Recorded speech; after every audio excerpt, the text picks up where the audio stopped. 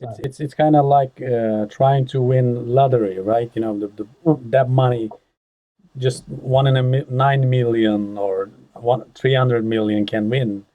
So it's kind of hard. That's why I'm telling them, just focus on what you do and try to make enough money to make living. That's being successful.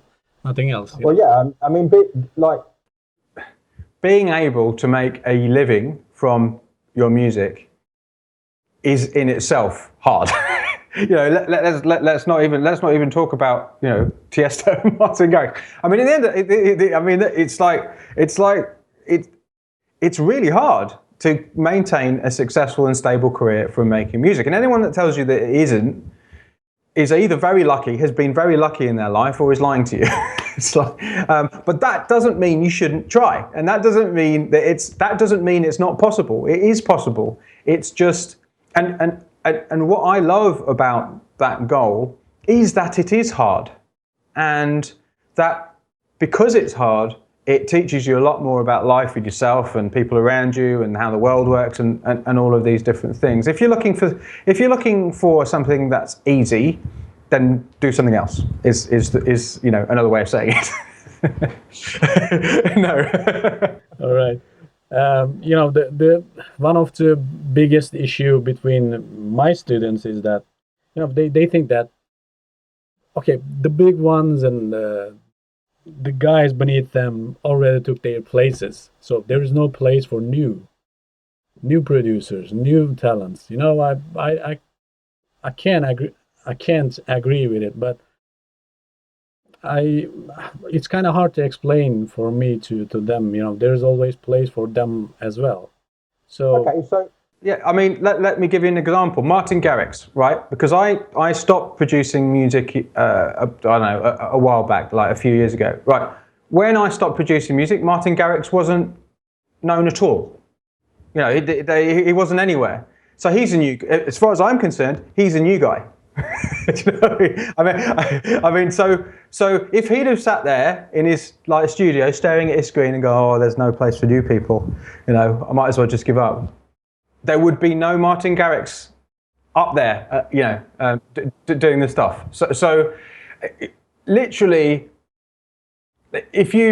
I'm sure if I spoke to the majority of your audience, the majority of people that they mention to me that they want to be like, as far as I'm concerned, who's been doing it for 20 years, they're new. So that, I mean, that just completely blows that out of the water. It's like one of the things about electronic music is that there's always new people coming up all the time. It's also one of the tricky things for, I mean, it's amazing that people like Tiesto and Carl Cox and people like that have stayed up there for so long, because man, it's like there's constantly new talent coming through. So yeah, I mean, seriously, if you're thinking that in your head, you need to leave that behind. That's just not true. It's not the truth. Okay, I have two questions left, and one of them you can easily answer. It's like how to create better music faster. Well, honestly, and this is going to sound kind of weird, but is allow yourself to make music that isn't good enough. So produce bad music. Yeah. I mean, nobody has to know. I'm not saying right, go out there and produce bad music. That's not what I'm saying at all. But the thing is, we have this idea that if we try really hard and we think really hard and we're like, oh, it will make the music better, okay? But what ends up happening is you stop the good ideas from happening. So I don't know if I can just draw. Can you see on this? Here we are. Right. So this is how I see the creative process. So right. Okay. Yeah, you can see that. Oh. Hang on. This way. So the start of the creative process is like. Can you see that? Yeah. So it's like. So it's called like. Divergent thinking. So where you just get loads of ideas out, and you don't edit them. You just get them out and let them exist in real time, because you can't just keep them all in your head and expect them to be anything. Okay.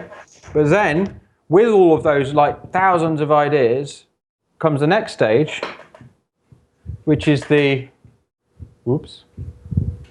convergent thinking, where you actually kind of filter through those ideas and get the stuff that works. Now, what most people try and do is that they do try and do the convergent thing at the start of the process, at the same time as the divergent thing. The thing is about those two different ways of thinking is that you can't do it at the same time. You need to let yourself produce stuff that isn't good enough, and not just edit yourself constantly. Just get it out. No one has to hear it. No one has to know. You know, you don't have to play it to anybody. Just get it out, get it finished. And you can do this in the context of tracks. So literally finish a load of tracks divergently. So just go and just get it all out and just finish this stuff. And then you can come back to them and then work on them more convergently. The problem is that people tend to edit themselves and stop themselves from making the good stuff. We don't always know what is good until after the event. The number of times I finished an EP with 3 tracks, right? And I was like, okay, that is the track. Everyone's going to love that one and no one's going to like that one. I was really worried about the B-side, you know, no one's going to like it. The reactions came back. Absolutely everyone loves the B-side. No one likes the A-side. So as the producer, you often don't know what is good. So my suggestion would be, if you want to make better music and do it quickly, is allow yourself to make what you think is bad at the time and give it some time, listen to it later on, and then come back to it. Just allow yourself to make bad music. I mean, if you produce slowly, you're going to produce some music that's good and some music that's bad. If you produce quickly, you're going to produce some music that's good and some music that's bad. Probably roughly the same percentage. So producing music quickly means you're going to have more bad music, but you're also going to have a lot more good music as well. So, yeah. So that's a good idea. And last questions, and I'm sorry taking your time. That's okay. We have lots of loops, unfinished project, and what are we gonna do next, though? You know, what is the next step? You know, for example, myself, before I taking your course, you know, I'm watching your videos and taking some inspiration of your ideas. My computer was like 200 gigabyte unfinished project. You know how? Yeah. So, but not right at the moment. So it's changed. But yeah. Before last year, it was like 200 gigabyte project that I have never finished. Yeah. You know, so. Well, I mean, to get kind of really tactical here, you know, and talk about a specific. One of the things you can do is actually come up with a structure, like an arrangement, an overarching arrangement, before you write anything as a loop. So, you know, if you're on the arrange page of whatever DAW you're in, you're on the arrange page, so you've got the whole, you know, 0 minutes and whatever, 6 minutes, 7 minutes, right? You just create an empty MIDI part, and you can import like one of your favorite tracks, right?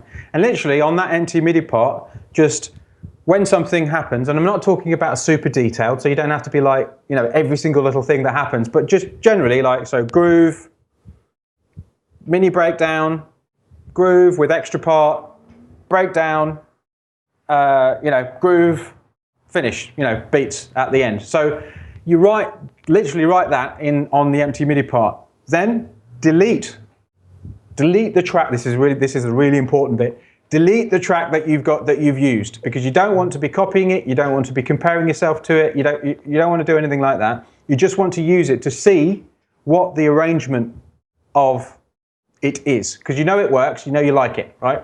So you get rid of the track, delete it out of the DAW. Don't listen to it again. Okay? That's really important. Then what you do is you write your parts. You write your, you know, the loop and all the bits in the context of that arrangement. And that basically means that you never get stuck at that loop bit because you've got the arrangement there already, and you don't write too much you don't end up just getting completely lost in the loop because you can actually see where it all fits together. So that's a little hack for kind of overcoming what I call loopitis. Yeah, thank you very much for answering all those questions.